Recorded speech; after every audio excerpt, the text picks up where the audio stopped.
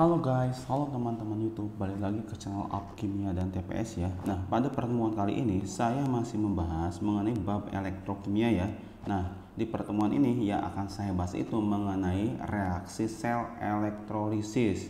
Kalau kemarin kita sudah belajar mengenai sel volta, di mana dalam sel volta itu dia akan mengandung pengertian bahwa dari reaksi kimia itu dapat dihasilkan arus listrik ya.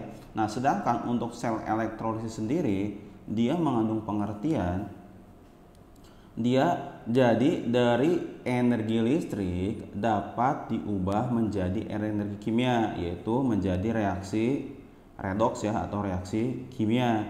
Jadi sel elektrolisis ini kebalikan dari sel volta ya. Kalau sel volta reaksi kimia yang spontan bisa menghasilkan arus listrik. Nah, kalau ini dari arus listrik bisa menghasilkan reaksi kimia.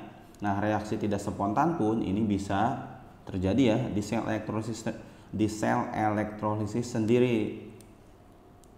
Nah, untuk sel elektrolisis sendiri kurang lebih gambarnya dibuat seperti ini ya. Jadi di sini ada wadah berisi cairan atau larutan elektrolit ya. Kemudian di sini ada batangan elektroda. Nah, di sini dihubungkan dengan baterai. Untuk elektrolisis sendiri, elektroda yang terhubung ke baterai yang bermuatan negatif itu disebutnya katoda ya. Sedangkan untuk elektroda yang terhubung di kutub positif baterai itu disebutnya anoda. Nah, di elektrolisis nanti ada istilah atau hal-hal penting, ada istilah KNAP. Katoda dia bermuatan negatif, anoda bermuatan positif. Berarti ini berkebalikan dengan sel volta ya. Kalau di sel volta kan katodanya positif, anodanya negatif. Nah, kalau di elektrolisis katoda itu bermuatan negatif. Kenapa? Karena dihubungkan dengan dengan kutub negatif baterai. Sedangkan untuk anoda kenapa dia bermuatan positif? Karena dia dihubungkan dengan muatan positif dari baterai ya. Nah, kemudian ada istilah Krauss. Jadi katoda ini reaksinya reduksi, anoda itu reaksinya oksidasi ya. Jadi kalau ini sama seperti sel volta. Jadi kalau di katoda reaksinya reduksi, di anoda reaksinya oksidasi. Nah, kemudian zat elektrolit yang digunakan pada saat elektrolisis itu ada dua macam ya. Bisa wujudnya lelehan atau cairan, bisa juga wujudnya larutan. Nanti kalau dia berbeda wujud atau fasanya ini, nanti reaksinya pun akan sedikit berbeda ya. Untuk lebih lanjutnya mengenai reaksi sel elektrolisis, mari kita lihat pembahasan berikutnya. Nah, untuk yang pertama yang akan kita bahas itu sel elektrolisis dengan elektrolitnya berupa lelehan atau cairan ya. Nah, untuk elektrolisis yang elektrolitnya lelehan atau cairan, ini aturannya simpel ya. Nanti reaksi di katoda ini tinggal kalian reduksi kationnya saja. Kemudian untuk di anoda tinggal kalian oksidasi anionnya. Nah, perlu kalian catat nanti untuk unsur bebas yang molekulnya diatomik itu ada NOH, FCl, Br, dan I ya. Nah, contohnya misalkan saya punya soal tentukan reaksi elektrolisis lelehan CaCl2 dengan elektroda PT atau platina ya. Nah, berarti di samping kirinya saya gambarkan set alatnya ya. Nah, dia menggunakan elektroda PT, artinya batangan ininya mau di katoda ataupun di anoda yaitu platina ya. Nah, kemudian Dia akan menggunakan lelehan CaCl2, wujudnya liquid, berarti si CaCl2 ini dia itu akan terionisasi menjadi Ca2+ sama 2Cl-. Berarti di sini terdapat ion Ca2+ dan Cl- ya. Karena ingat ini kan liquid, berarti di sini nggak ada airnya ya, cuma wujudnya cair. Nah, untuk reaksi di katoda, aturan ini tinggal kalian reduksi kationnya saja. Berarti yang tadinya Ca2+ reduksi menjadi Ca.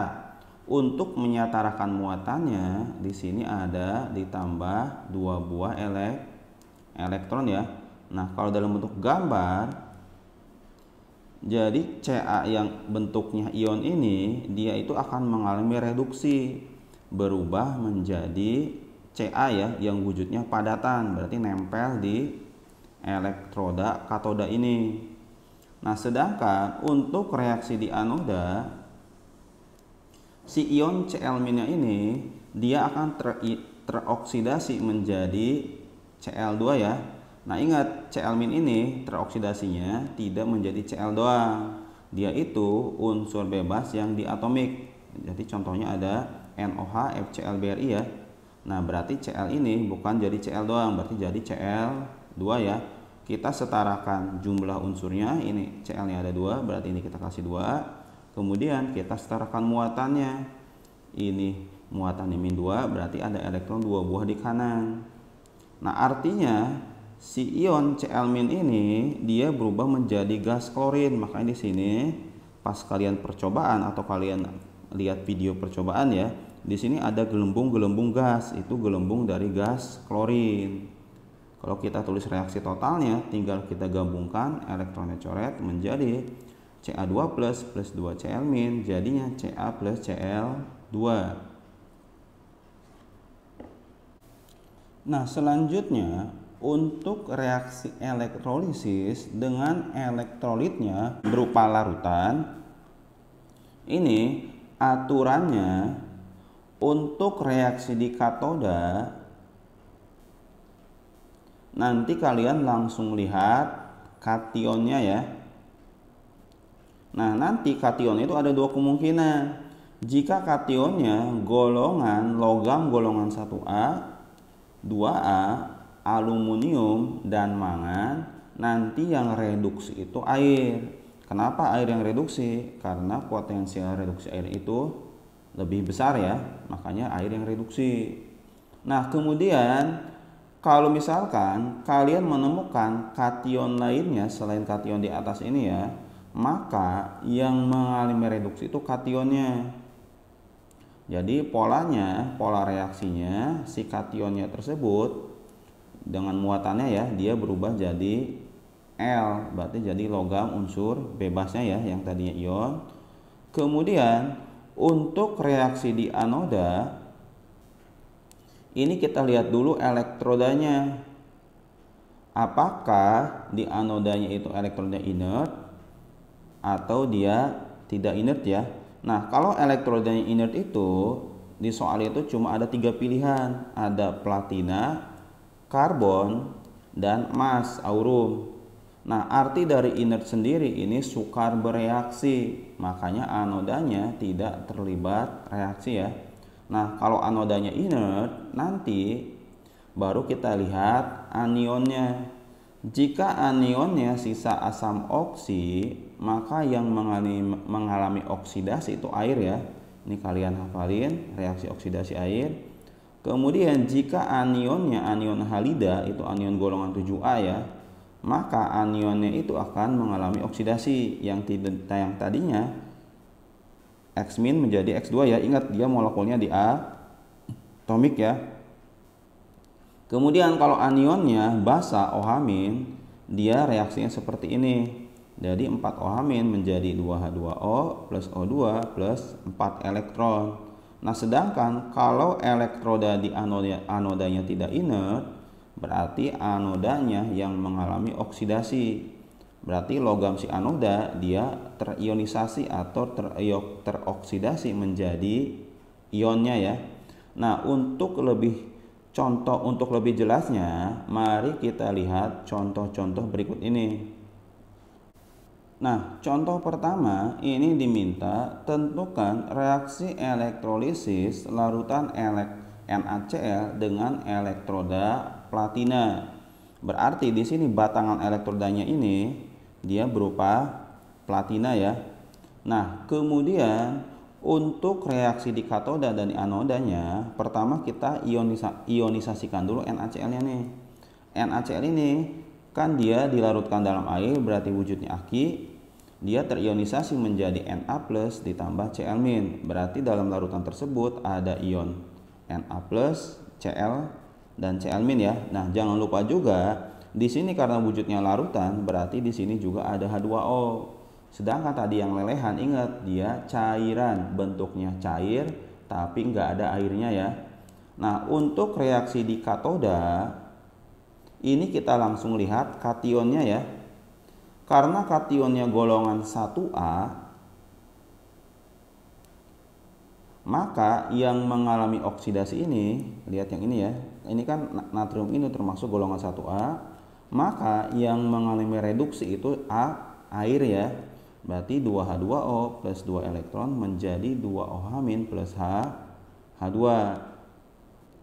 Nah, kalau dalam bentuk gambar berarti H2O ini dia itu akan mengalami reduksi, berubah menjadi gas H2, makanya di sini timbul gelembung-gelembung, dan di sekitar katoda ini ada ion OH- berubah jadi basa. Kalau kalian beri kertas lakmus warna biru berubah jadi merah ya. Nah, sedangkan untuk reaksi di anoda kita lihat dulu elektrodanya, batangan ini ya. Batangan elektroda di anoda dia PT. Dia kan termasuk ini ya, karena dia inert. Berarti kita lihat anionnya. Ini kan anionnya Cl-, berarti kita lihat yang ini ya. Cl-. Oh, berarti yang mengalami oksidasi itu si ion Cl-nya. Reaksinya seperti ini ya. 2 Cl- menjadi Cl2 plus 2 elektron ya. Berarti reaksi di anoda si Cl- ini berubah menjadi Cl2, yaitu wujudnya berupa gas. Nah, di sini juga timbul gelembung-gelembung gas di sekitar anoda. Nah, contoh berikutnya diminta tentukan reaksi elektrolisis larutan NaCl dengan elektroda Cu. Nah, berarti kalau dia menyebutkan elektroda Cu, baik di anoda ataupun katoda, batangannya itu dia menggunakan Cu ya. Ini soalnya sama kayak yang tadi, cuma elektrodanya diganti, yang tadinya platina inert jadi tidak inert si Cu ya. Nah, kemudian langkah pertama seperti biasa, NaCl dalam air itu akan terionisasi menjadi Na plus sama Cl-. Berarti di wadah ini terdapat ion Na plus, ion Cl-, dan juga molekul H2O. Nah, kemudian untuk reaksi di katoda, berarti ini ya, kita langsung lihat kationnya. Berarti bodo amat dengan elektrodanya ya. Kita langsung lihat kationnya. Kationnya termasuk golongan 1A. Oh, berarti air yang mengalami reduksi. Berarti si H2O ini dia berubah menjadi OH- dan H2 ya. Nah, makanya di sini ada gelembung-gelembung H2 ini, gelembung gas ya dari gas hidrogen, dan juga terdapat suasana basa dari OH- ya, karena H2O-nya dia mengalami reduksi menjadi 2OH- plus H2. Nah, untuk reaksi di anodanya kita lihat elektrodanya dulu. Kalau tadi kan elektrodanya itu platina, dia inert ya, makanya lihat yang atas. Nah, sedangkan ini kan Cu, elektrodanya tidak inert, berarti lihatnya yang bawah. Karena elektrodanya tidak inert, berarti si elektroda ini akan mengalami oksidasi. Yang tadinya Cu menjadi Cu2 plus 2 elektron. Artinya kalau kita lihat di gambar, batangan Cu ini akan terkikis atau akan larut menjadi ion Cu2 plus. Nah, itu bedanya dengan soal yang tadi ya. Karena ini elektrodanya tidak inert, makanya Cu-nya itu akan mengalami oksidasi. Contoh berikutnya, tentukan reaksi elektrolisis larutan FeSO4 dengan elektroda Au. Nah, di sini kan dia menggunakan elektroda Au, berarti kedua buah batangan elektroda di katoda maupun anoda dia menggunakan emas ya atau aurum. Kemudian larutan atau elektrolitnya menggunakan larutan FeSO4. Berarti dia terionisasi dalam air menjadi Fe2+ dan SO4 2-. Nah, secara visualisasi gambar berarti di sini di larutan ini terdapat ion Fe2+, ion SO4 2- dan molekul H2O ya, karena dia bentuknya larutan. Nah, untuk reaksi di katoda langsung kita lihat aturan yang ini ya. Berarti langsung kita lihat kationnya. Nah, ternyata kationnya ini Fe2+. Dia termasuk kation yang mengalami reduksi ya, bukan termasuk golongan yang atas ini nih, bukan termasuk golongan 1A, 2A, aluminium atau mangan. Karena Fe ini bukan termasuk yang atas, berarti dia yang bawah ya. Berarti Fe ini akan mengalami reduksi. Yang tadinya Fe2+ menjadi Fe. Setarakan muatannya dengan menambahkan 2 buah elektron di kiri ya. Nah, secara visualisasi gambar berarti si Fe2+ ini dia mengalami reduksi, berubah menjadi Fe. Nah, melapisi batangan Au yang berada di katoda ini. Karena dia kan mengalami reduksi, yang tadinya Fe2+ ini wujudnya aki menjadi Fe yang wujudnya padatan. Nah, dia nempel di permukaan katodanya. Nah, sedangkan untuk reaksi di anoda kita lihat dulu elektrodanya. Ini kan elektrodanya Au, karena Au berarti kita lihat yang sebelah sini ya. Elektrodanya Au, kemudian kita lihat anionnya SO4 2-, berarti dia termasuk sisa asam oksi ya. Kalau sisa asam oksi berarti yang mengalami oksidasi itu dia air, 2H2O berubah menjadi 4H+ plus O2 plus 4 elektron. Berarti secara visualisasi gambar H2O ini mengalami oksidasi menjadi H+. Makanya di sekitar anoda dia larutannya menjadi asam karena menghasilkan H+. Kemudian ada gelembung-gelembung gas, itu didapat dari gas oksigen ya.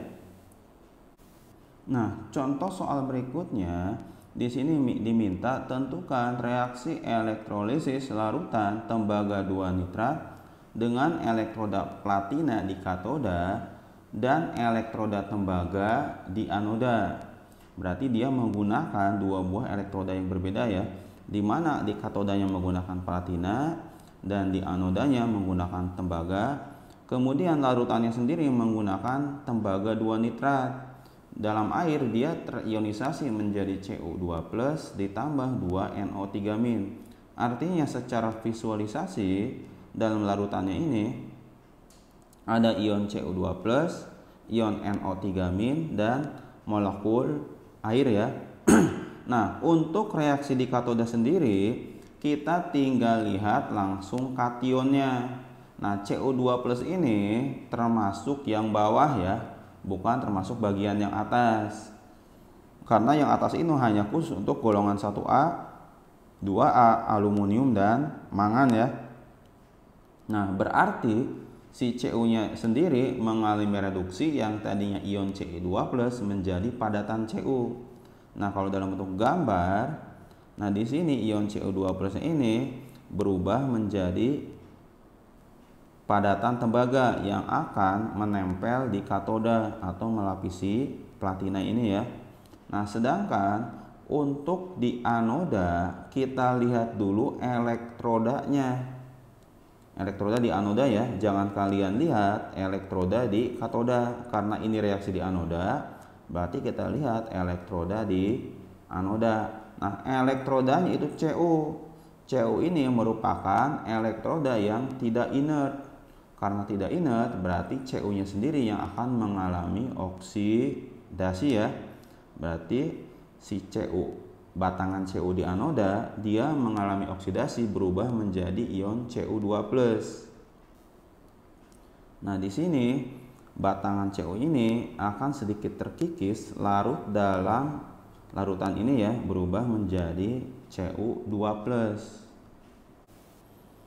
Nah, kemudian ini ada soal yang bisa kalian kerjakan dan jawab di kolom komentar ya. Di sini diminta tentukan reaksi elektrolisis larutan KNO3 dengan elektroda karbon. Nanti kalian bisa coba di rumah, kemudian tentukan reaksi di katoda dan anodanya. Kalian bisa jawab di kolom komentar ya. Nah, saya minta terus dukung channel ini dengan cara like, share, and subscribe ya, biar kakak makin semangat untuk mengupload video-video selanjutnya dan channel ini juga semakin berkembang.